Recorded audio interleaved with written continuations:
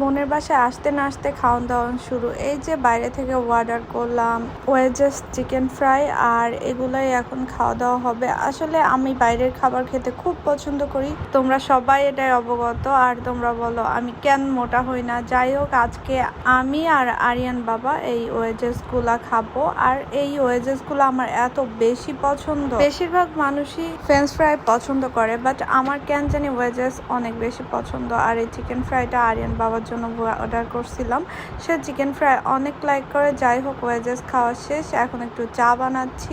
আমার বোনই বেসিক্যালি চা বানাচ্ছে আর আমি ভিডিও করতেছি। আর আমরা দুধ চা খেতে অনেক লাইক করি, বাট দুধ চার মতো হতে হবে, একদম ঘন ঘন, অনেক বেশি দুধ চা পাতা দিয়ে খুব সুন্দর করে চা না বানাইলে আমার ভাই আবার সেই চা খেতে ভালো লাগে না। আর অল্পক্ষণ জাল দেওয়া চা তো আমার ভালোই লাগে না, মনে হয় যে আধা ঘন্টা 1 ঘন্টা চা জাল দিব দেন খাবো।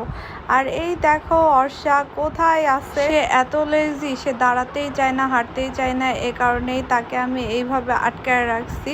আর সে এই ব্যাপারটা খুব এনজয় করতেছে অ্যান্ড আপেল খাইতেছে।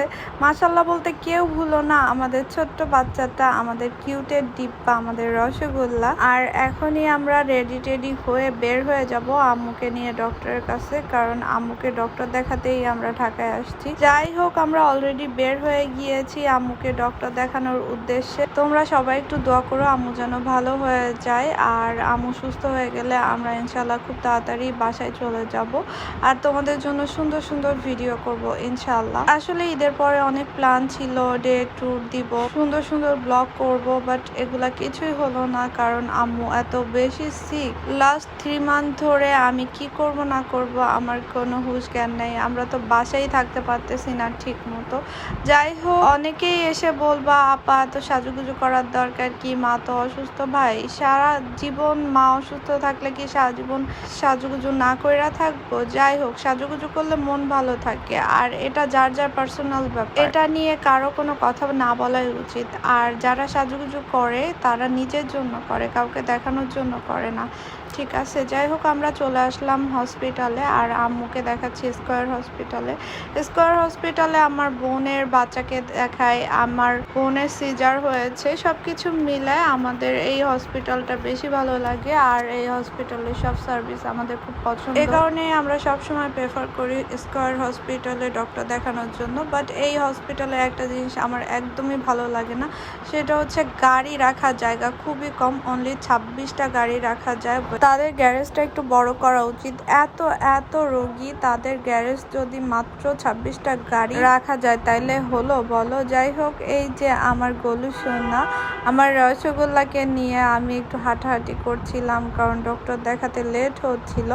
দেন আমরা ডক্টরের কাছে এখন চলে যাচ্ছি আম্মুকে নিয়ে। আর আমরা যেহেতু আম্মুকে গ্যাস্ট্রোলজির ডক্টর দেখাবো, তো উনি রিসেপশন থেকে অন্য বিল্ডিংয়ে আর কি, রাস্তার ওই পাশে যে বিল্ডিংটা আছে মাঝখানে ব্রিজের মতো করা আর কি, সেখানেই দেখাতে হবে। যাই হোক, আমরা ডক্টরের জন্য ওয়েট করছিলাম।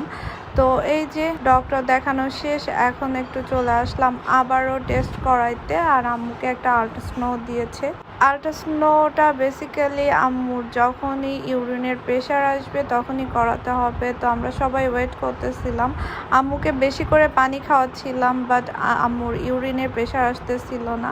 এ কারণে আমাদের অনেক বেশি লেট হয়ে গিয়েছে। আম্মুকে 2 বার করে ডক্টর ফেরত দিয়েছে, বলে ইউরিনের প্রেশার না আসলে সব কিছু ঠিকঠাক মতো দেখা যাবে না, চেক করা যাবে না। তো এটা নিয়ে আমরা অনেক বেশি ফেড আপ ছিলাম, কারণ আমরা অনেক সকালবেলা বের হয়েছি, এখনও বাসায় যেতে পারিনি, অলমোস্ট 3টা বাজে।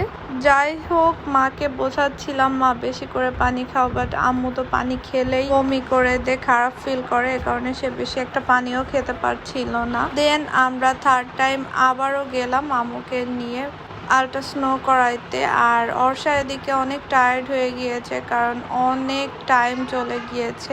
এই যে আমরা ওয়েটিং রুমে ওয়েট করতেছি আল্ট্রাসাউন্ড রুম, কারণ ভেতরে একজন ছিল, নার্স এসে অলরেডি আমাদের রুমের সামনে বসিয়ে দিয়ে গিয়েছে। আর তোমরা আমার ফেস দেখলে বুঝতেই পারতেছো কতটা বেশি এক্সস্টেড ছিলাম। যাই হোক, কিছু করার নাই, দোয়া করে সবাই মা যেন সুস্থ হয়ে যায়। উফ, লাস্টে আমরা আল্ট্রাসাউন্ড করিয়ে এখন হচ্ছে বাসার উদ্দেশ্যে রওনা দিলাম। আর অনেক বেশি টায়ার্ড, কিছু ভালো লাগতেছিল না। বাসায় যেয়ে জাস্ট ফ্রেশ হবো,